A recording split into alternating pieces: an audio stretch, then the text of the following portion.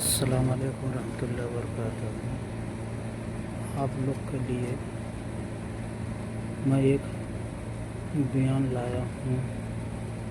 ہمارے پیارے سجاد نعمانی صاحب کا بیان ہے۔ بہت غور سے جملہ سننا۔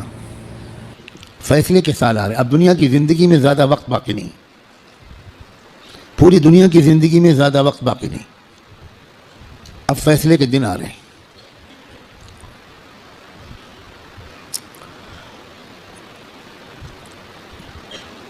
پہلے جیسا اب زمانہ نہیں ہے، ایک ایک دن جو گزر رہا ہے یہ فیصلے کے دن سے ہمیں قریب کر رہا ہے، اور فیصلے کے دن کی جو سب سے بڑی علامت ہے کہ اب فیصلے کا دن قریب ہے وہ ہے فلسطین کے حالات۔ کیونکہ اب بہت بڑے بڑے واقعات ہوں گے، دجال کی آمد بھی بہت دور نہیں ہے، اور حضرت عیسیٰ کی آمد بھی بہت دور نہیں ہے، اور امام مہدی کی آمد بھی بہت دور نہیں۔ اب مسئلہ یہ ہے کہ اگر اب بھی ہم گناہوں کی زندگی میں لگے تو ہمیں اللہ دجال کے ساتھ کھڑا کر دے گا، توبہ کی توفیق بھی ہم سے چھین لے گا، حضرت امام مہدی کے دشمنوں کے لشکر میں ہم کھڑے ہوں گے۔ اب یہ دیکھو، یہ وہ وقت ہے، کچھ پتہ نہیں کس وقت اگلا قدم اٹھ جائے۔ جو نشانیاں اللہ کے رسول نے بتائی تھیں آخری فیصلہ کن دور کی، بڑی تیزی کے ساتھ آ رہی ہیں۔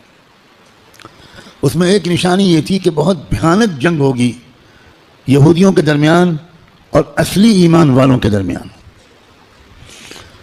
اس لیے جو کچھ اس وقت غزہ اور فلسطین میں ہو رہا ہے اس سے ہر ایمان والے کا ایمان ہزاروں گنا ہر منٹ میں بڑھنا چاہیے، اس لیے کہ وہی ہو رہا ہے جو اللہ کے رسول بتا کر گئے تھے۔ جس وقت وہ آپ بتا رہے تھے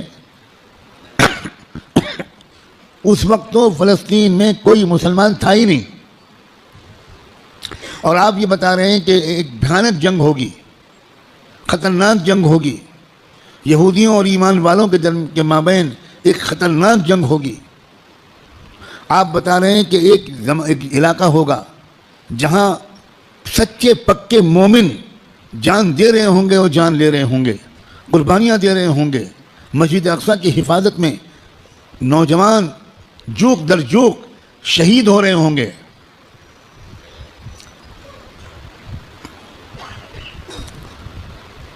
اور اللہ وہاں کے مجاہدوں سے سب سے زیادہ خوش ہوگا، اصلی ایمان والے وہیں پر ہوں گے۔ یہاں تک کہ جب صحابہ نے پوچھا کہ یہ لوگ جن کے بارے میں آپ کہہ رہے ہیں سچے پکے مومن، یہ کہاں ہوں گے؟ آپ نے فرمایا یہ بیت المقدس اور اس کے چاروں طرف ہوں گے، مسجد اقصیٰ اور اس کے چاروں طرف ہوں گے۔ بالکل ٹھیک وہی جو کچھ آپ نے فرمایا تھا اس وقت وہاں ہو رہا ہے۔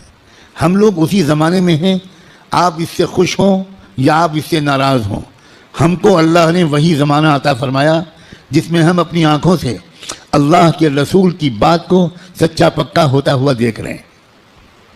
تو اس وقت وہاں جو ہو رہا ہے اس سے ہر لمحے ایمان کو بڑھنا چاہیے ہمارے، یہ ہمارا ایمان کی مضبوطی کی وجہ۔ لوگ الٹا سمجھ رہے ہیں، یہ جو کچھ وہاں پر ہو رہا ہے اس سے خوف اس کے دل میں آ رہا ہے جو سمجھا ہوا نہیں ہے، ڈر وہ رہا ہے جو سمجھا ہوا نہیں ہے۔ لیکن جو سمجھا ہوا ہے قرآن و حدیث کو، اللہ کے رسول کی باتوں کو، وہ یہ کہہ رہا ہے کہ یہی تو وہ فرمایا تھا اللہ کے رسول نے، جو ہو رہا ہے وہی ہو رہا ہے جو اللہ کے رسول فرما کر گئے تھے۔ اس کا مطلب یہ ہے کہ آپ کی نبوت برحق ہے، آپ سچے رسول ہیں۔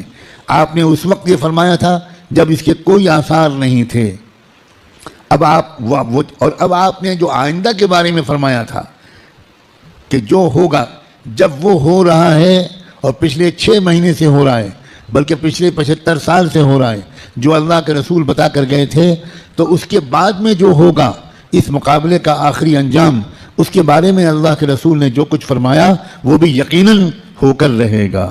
اور وہ کیا ہوگا؟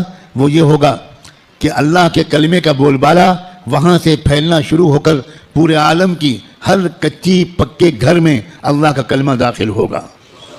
پوری زمین پر انصاف کا نظام قائم ہوگا، اللہ کا حکم چلے گا، باطل ٹوٹے گا، حق کا غلبہ ہوگا، ایمان والوں کو اللہ تعالیٰ عزت، حکومت، اقتدار، طاقت، غلبہ دیں گے، ان کی قربانیوں کے انعام کے طور پر ضرور دیں گے، اور پھر دجال کا قتل ہوگا، دجال سے چھٹکارا ملے گا، پوری دنیا میں لا يبقى بیت مدر ولا وبر الا وتدخل فيه کلمۃ الاسلام بعز عزیز او بذل ذلیل۔ اللہ کے رسول کی حدیث کے الفاظ ہیں کہ کوئی کچا پکا گھر یا کوئی خیمہ ایسا نہیں بچے گا جس میں اللہ کا کلمہ داخل نہ ہو جائے، طاقت کے بل پر یا قبول کر کے داخل ہو کر رہے گا۔ اس لیے لوگوں، یہ بہت چوکنا رہ کر جینے والا زمانہ ہے۔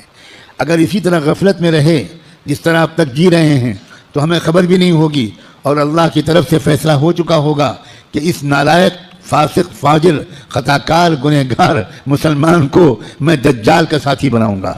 یہ امام مہدی کا ساتھی نہیں بنے گا، یہ حق کا ساتھی نہیں بنے گا، یہ سچ اور انصاف کا ساتھی نہیں بنے گا، یہ مظلوموں کا خادم نہیں بنے گا، یہ ظالموں کا ایجنٹ بنے گا، یہ ظالموں کا مخبر بنے گا، یہ ظالموں کا دلال بنے گا، 4 پیسے کے لیے تھانے پہ جا کر مخبری کرے گا۔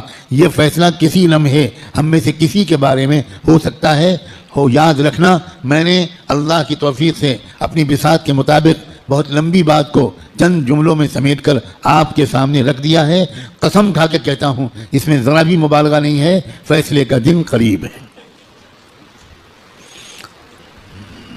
اب اگر گناہوں کی طرف واپس لوٹے، اب اگر پچھلی زندگی کی طرف واپس لوٹے، جن غلطیوں کو چھوڑنے کا فیصلہ کیا ہے، بار بار اللہ تعالیٰ سے عہد کیا ہے، بار بار رو رو کر انفرادی اور اجتماعی طور پر یہ ارادہ کیا ہے کہ اب گناہ کی طرف واپس نہیں جائیں گے، دوستو اب اگر واپس گئے تو پتہ نہیں پھر دوبارہ توبہ نصیب ہوگی کہ نہیں،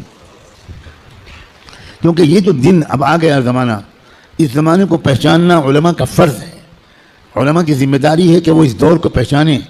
پچھلے دور کی روایتی باتوں سے کام نہیں چلے گا، اب آپ کو اکابر علماء کے پاس رہنا پڑے گا، کچھ مہینے گزارنے پڑیں گے، تربیت لینی پڑے گی، ان کا اعتماد حاصل کرنا پڑے گا۔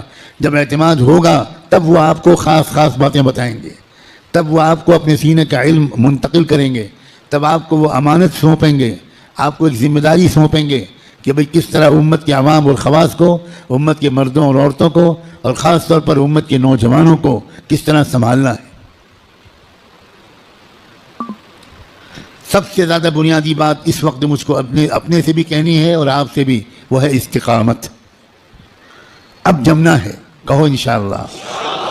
اب تقوی پر جمنا ہے، اب اللہ کی اطاعت پر جمنا ہے، اب گناہوں سے دور رہنا ہے، اور جیسے کوئی غلطی ہو جائے سب کام چھوڑ کے اللہ سے معافی مانگنی، دیر نہیں کرنی، کیونکہ پل پل یہ خطرہ ہے۔ جو واقعی زمانے کے تقاضوں سے واقف لوگ ہیں، وہ ہر وقت ان کا دل اس وقت فلسطین کی طرف لگا رہتا ہے، اور اس لیے کہ وہ بار بار تازہ ترین وہاں کی خبریں جاننا چاہتے ہیں کہ کہیں دجال آ تو نہیں گیا، کہیں کوئی ایسا دعویٰ تو نہیں ہو گیا۔ یہ غفلت کے ساتھ زندگی کے دن نہیں ہیں، غفلت کے ساتھ گزارنے والے دن نہیں ہیں، یہ بہت ہوشیاری کے دن ہیں۔ اور یہ بھی یاد رکھنا، الٹے سیدھے مقرروں اور مولویوں، الٹے سیدھے جو اپنے آپ کو عالم کہتے ہیں اور ہیں وہ جاہل، ان کی باتوں کے چکر میں مت آنا۔ وہ طرح طرح کی باتیں تم کو بتا کر تم کو غلط راستے پر لے جائیں گے۔ جو سچے پکے اکابرین ہیں، بڑے بڑے بزرگوں کی صحبت یافتہ، قرآن مجید کے مفسر، قرآن کو گہرائی سے سمجھنے والے، اللہ کے رسول کی منشا کو سمجھنے والے، پوری زندگی کے 24 گھنٹے اللہ کے دین کی خدمت میں گزارنے والے، جن پر وقت کے سارے بزرگوں نے اعتماد کا اظہار کیا، ان کی بات ماننا ہے۔ ورنہ سوشل میڈیا پہ جاؤ تو 50 انجینئر ملیں گے، اور 50 ڈاکٹر ملیں گے، اور 50 طرح طرح کے لوگ ملیں گے جو اسلامی پروگرام چلا رہے۔ ہمارے نوجوانوں کو نہیں معلوم کہ اسلام کی ویب سائٹس کے نام سے جو ویب سائٹس چل رہی ہیں، اس میں سے تقریباً 70% یہودیوں کی ویب سائٹس ہیں، اور باقی قادیانیوں کی ویب سائٹس ہیں، کچھ ہمارے ملک کے ہندوؤں کی ویب سائٹس ہیں جو اسلام کے نام پر چل رہی ہیں، اور اس میں قرآن کا درس ہوتا ہے، احادیث کا درس ہوتا ہے، مسئلے بتائے جاتے ہیں، اور ہمارے نوجوان وہ بیچارے بجائے علماء سے جڑنے کے وہ سوشل میڈیا سے مسئلے معلوم کرتے ہیں۔ ابھی مجھ سے چند دن پہلے یہیں کسی نوجوان نے پوچھا کہ ہمیں بعض مسئلے معلوم کرنے پڑتے ہیں تو ہم سوشل میڈیا پر جاتے ہیں، وہاں پریشان یہ ہوتے ہیں کہ الگ الگ سائٹ سے الگ الگ جواب ملتے ہیں۔ میں نے ان سے پوچھا کہ جب آپ بیمار پڑتے ہو تو سوشل میڈیا پر جا کر علاج کراتے ہو؟ السلام علیکم رحمۃ اللہ وبرکاتہ۔ آپ کو کینسر ہو جائے تو آپ فوراً سوشل میڈیا کی سائٹ کھولو کہ ٹریٹمنٹ آف کینسر اور علاج شروع کرو، تو اتنا ضرور فائدہ ہوگا اس علاج سے کہ اگر وہ علاج نہ کراتے تو سال 2 سال گھر والوں کو تیمارداری کرنی پڑتی۔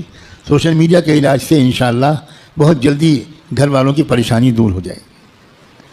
جب آپ کو کوئی مقدمہ لڑنا ہو، کوئی عدالت کا مسئلہ قانون کا ہو، تو آپ کس کے پاس جاتے ہو؟ کسی انجینئر کے پاس، کسی انجینئرنگ کی سائٹ کے پاس جاتے ہو؟